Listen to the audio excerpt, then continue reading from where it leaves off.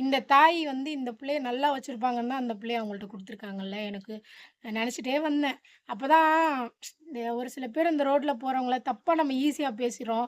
அந்த பிள்ளைய புரிஞ்சுக்கிட்டா தாயின்றதால அந்த பிள்ளைக்கு இந்த வாழ்க்கை கிடைச்சிருக்கு. புரிஞ்சுக்காதவங்களால என்ன ஆகுது? இப்படி ஆயிட்டாங்க, அப்படி ஆயிட்டாங்க. அவங்களுக்கு ஒரு சில பேர வச்சு அவங்கள அசிங்கமா பேசுறது, அசிங்கமா அவங்க தன்னை அவங்க பாதுகாத்துக்கணும். அதுக்குனால ஒரு சில விஷயங்கள் பண்றாங்க. அது வேற மாரி ப்ரொஜெக்ட் ஆயி, இவங்க இப்படித்தான், இவங்க இதுதான் பண்ணுவாங்க அப்படின்னு சொல்லிர்றாங்க. ஆனா அதிலிருந்து பார்க்கும்போது தான் தெரியும்ல. இப்ப நம்ம சொல்றோம் எங்க அப்பா பட்ட கஷ்டம், நான் அப்பா வந்ததுக்கப்புறம் தான் எனக்கு தெரியுது. எங்க அம்மா பட்ட கஷ்டம், நான் அம்மா வந்ததுக்கப்புறம் தான் எனக்கு தெரியுதுன்னு. ஆனா அவங்களோடயத யாராலுமே உணர முடியாது. சொல்ல முடியாது. யார்ட்டயும் இது ஷேர் பண்ணிக்க முடியாது. அதுக்கு மேல ஷேர் பண்ணா, இவன் என்ன எப்ப பார்த்தாலும் இவங்கள்ட்ட பேசிக்கிட்டு இருக்கான், அப்படி பேசிக்கிட்டு இருக்கான். அந்த குடும்பத்துக்கு ஒரு மாரி ஒரு ஒரு மாயை ஏற்படுத்திறது. அந்த வீட்ல இருக்க பெண்கள ஒரு மாரி பேசுறது. அந்த மாரிலாம் அந்த சமூகம் இன்னும் திருந்தல. அதான் உண்ம.